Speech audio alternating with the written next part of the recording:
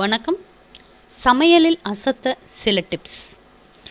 தோசைக்கு அரிசியை ஊற வைக்கும் பொழுது 1 கிலோவிற்கு 50 கிராம் வேர்க்கடலை, 50 கிராம் பட்டாணி சேர்த்து ஊற வைத்து அரைத்து தோசை வார்த்தால் சத்து நிறைந்த தோசை ரெடி. தோசை சுடும்போது தோசைக்கல்லில் மாவு ஒட்டிக்கொள்ளாமல் இருக்க சிறிது புளியை ஒரு வெள்ளை துணியில் கட்டி அதை எண்ணெயில் தொட்டு கல்லில் தேய்த்துவிட்டு தோசை சுட்டால் தோசைக்கல்லில் ஒட்டிக்கொள்ளாமல் நன்றாக வரும். ரவா தோசை செய்யும்போது சிறிது கடலை மாவு சேர்த்து செய்தால் தோசை நன்கு சிவந்து மொறுமொறுவென இருக்கும். தோசை மாவு புளித்து போனால் அதிக அளவில் தண்ணீர் ஊற்றி சிறிது நேரம் கழித்து மேலே நிற்கும் தண்ணீரை வடித்துவிட்டு தோசை ஊற்றினால் சுவையாக இருக்கும். அடை செய்யும்போது பருப்புகளுடன் கொள்ளு பருப்பையும் சேர்த்து ஊற வைத்து அரைத்தால் சுவையாக இருக்கும், கொழுப்பையும் கரைக்கும்.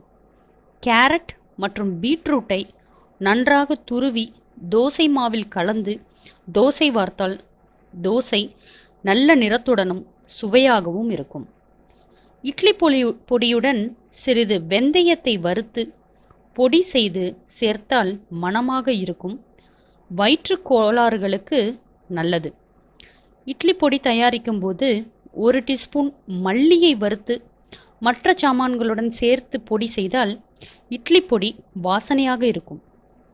மிக்சியில் இட்லிக்கு அரிசியை அரைக்கும் பொழுது அரிசியை 5 முதல் 6 மணி நேரம் சூடான நீரில் ஊற வைக்க வேண்டும்.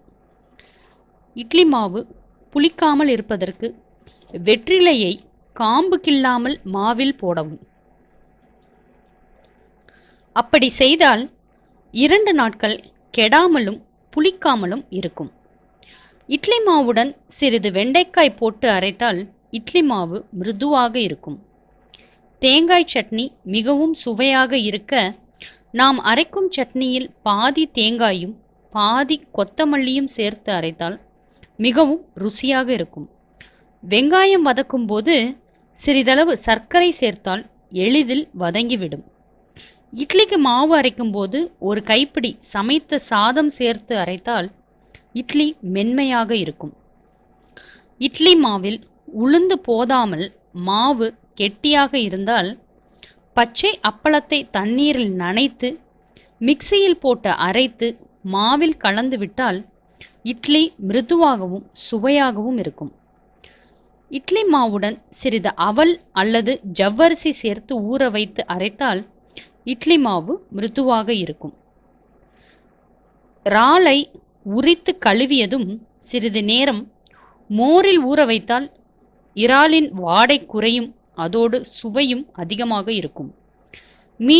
மீனை சுத்தம் செய்வதற்கு முன் சிறிது நேரம் உப்பு சேர்த்து கிளறி வைத்தால் மீனிலிருந்து வாடை வராது.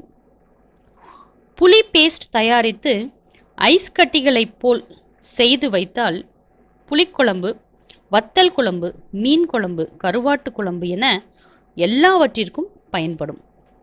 பிரியாணியில் தயிர் அதிகமாக சேர்க்க வேண்டாம், ஏனென்றால் அது இறைச்சியின் சுவையை குறைத்துவிடும். 1 நாளுக்கு மேல் மீனை கெடாமல் வைத்திருக்க மீனை சுத்தம் செய்து உப்பு, மஞ்சள் தூள் மற்றும் வினிகர் தடவி ஃப்ரிட்ஜில் வைக்கலாம். பிரியாணியில் பச்சை வெங்காயத்தை அப்படியே சேர்க்கக்கூடாது, ஏனென்றால் அது இறைச்சியின் சுவையை குறைத்துவிடும். அதனால் அதை தனியாக வதக்கிய பின் சேர்க்கவும். இறைச்சியை சமையல் செய்யும்போது முதலில் அதிக சூட்டில் சமைத்து சாறுகளை எடுத்துவிட வேண்டும். பின்னர் சூட்டை குறைத்து சமைக்க வேண்டும். இதனால் குழம்பு சுவையாக இருக்கும். மீன் குழம்பில் கடுகு சேர்த்த பிறகு 1 டீஸ்பூன் வெந்தயம் சேர்த்தால் சுவையாக இருக்கும். மேலும் இது போன்ற அசத்தலான டிப்ஸ்களுக்கு சேனலை சப்ஸ்கிரைப் பண்ணுங்கள். நன்றி, வணக்கம்.